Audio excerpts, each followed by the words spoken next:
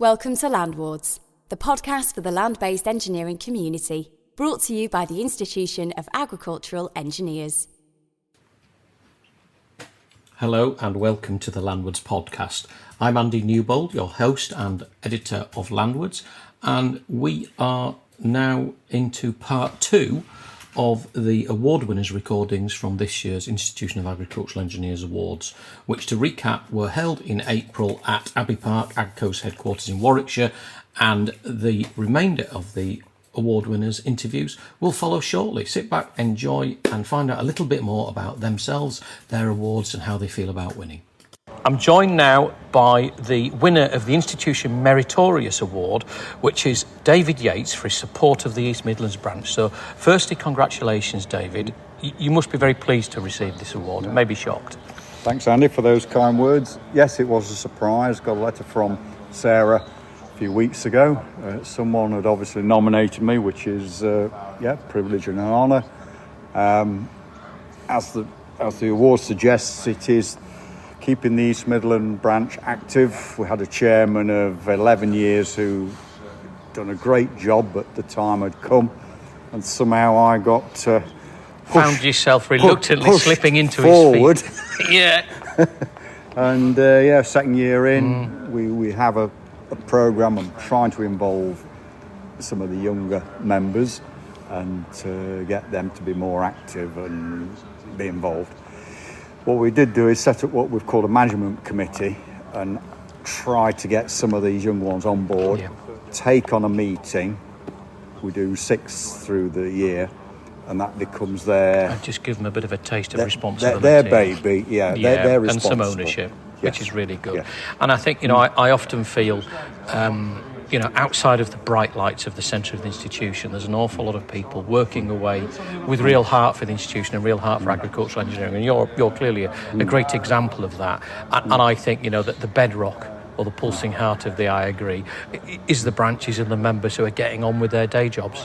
One of the things I enjoy about the role I have is seeing all the different aspects, and I guess, in a branch basis, you get to stick your toe into lots of different bits. Yeah, because although you know these people by sight, we had the first meeting we called it a meet and greet, and that's an opportunity to stick a name badge on. Yeah.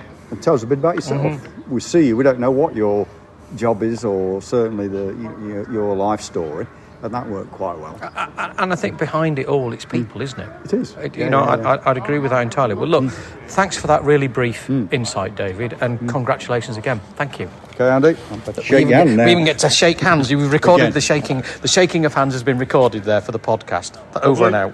I'm joined by Chris Watts, who is the Institution Meritorious Award winner for 2024. So, and the citation actually says for your continuing support of and service to the membership committee. So, Chris, I understand 20 years. You get less for murder, don't you? Well, you've served. Well, firstly, I'm just going to say congratulations actually on receiving the award, and thank you on behalf of the institution for your service as well. What does it mean to you? Well, it means ever such a lot, really. 50 years ago, I was starting my undergraduate course at the National College of Agricultural Engineering, and most of my colleagues, after they graduated, went all over the world, and I went just across the road to what became Silsoe Research Institute, and had a great job as agricultural engineering research there. And eventually, that closed down. And I was transferred I rebranded myself as a soil physicist and went to Rothamsted. But I still felt I was an agricultural engineer amongst plant scientists, and I wanted to do something back for the industry, give something back for the institution. And I was offered a post, which I thought I'd take, a brief post on the membership committee. Notice the phrase brief post. Yes, that's right. And it's been an absolutely brilliant thing, because you kind of learn on the job, and you basically do your best to improve engineers' prospects by helping them through professional qualifications such as chartered engineer, incorporated engineer, and also environmentalists and chartered environmentalists and environmental practitioners. And so it's been a really rewarding 20 years. Yeah. In fact, I didn't realise it was 20 years until somebody said. Well, it is an admirable achievement, and whilst you may not have set out to achieve the achievement, I think the membership of the institution, who probably most of us have been over your desk in the last 20 years, are probably grateful that you've let us in whatever shape form we presented ourselves in. So, on behalf of the institution, thank you for your service and congratulations on the award, Chris. Thank you very much. So I'm now joined by the winners of the IAgrE's Environment Award. I'm joined by Martin Parsons and Joe Finlow. So, firstly, congratulations to you both for winning the award. Joe, what does it mean to you? It's a good opportunity to put the work that we do in terms of lowland peat restoration into a different sector. And let other people know. Hear about it, raising awareness of it, Yeah. and it's an opportunity for agricultural engineers or would-be engineers of the future to consider. Yeah, some inspiration. What about yourself, Martin? For me, it's something that I'm passionate about, doing some landscape restoration, and the peatlands and the lowland fens are a vital resource for us as a place where we can grow food, salad crops and root crops and so forth. But we need to do that in a sustainable way, and this opportunity to gain this award, for me, it's an opportunity to get a bit of recognition for the importance of restoration in lowland fens. Yeah, and I think, just excuse my ignorance now, could you both tell me what your respective roles in this project were? Joe first. So I'm the Fences Peak Partnership Project Manager, and I oversee the whole of the project, which looks after 16 sites across the Fens National Character Area, who are all undertaking peat restoration on lowland peat sites. And what about yourself, Martin? So I'm Peatland Restoration Officer working for Natural England, but within the Fens East Peat Partnership. My main focus is on the Holme Fen National Nature Reserve, which is also a triple SI. It's a scarce remnant of raised bog habitat. It's at a very low place in England, but the adjacent farmland is even lower, and consequently the desire to raise the water level within Holme Fen is fraught with challenges. It presents some engineering challenges because water does like to go downhill. And we need to avoid flooding out adjacent farmland, which needs a lower water level than Holme Fen would like. I think that's a very good and clear description.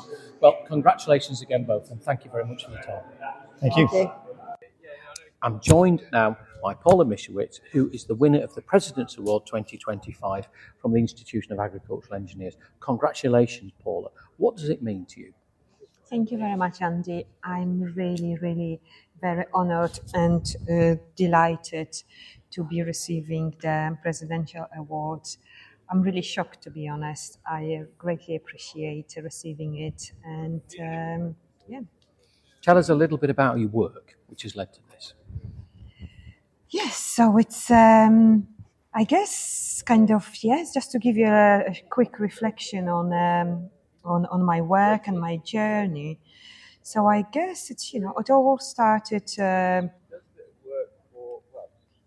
At least 10 years ago with the traffic and tillage project. Yeah. So I joined Harper Adams about 15 years ago, and I've been really very lucky to get a little team together and establish jointly the long-term traffic and tillage project. And it's been really good to have a number of colleagues working on this project with me, supporting me with their area of expertise. It's been a lot of multitasking, a lot of teamwork, a lot of work across disciplines. And so far, we've, in general, on this project and the satellite projects that we've established, slightly shorter term, we've had 12 PhD students working with us in the area of soil and water management. No, it's really good, and it's a pleasure to see you receive this award to recognise your work so far as well. Albeit you play that down and mention your team and your supervision and so on and so forth. You've done very well, and it's great to be recognised. So thank you for your time, Paula, and enjoy the rest of the day. Thank you very much, Andy. I'm joined now by Professor Simon Pearson from the Lincoln Institute of Agricultural Technology. And Simon, you're an award winner. Simon, tell us about your award and tell us what you do, really quickly. So I've won the Award of Merit, which I'm very, very proud indeed. And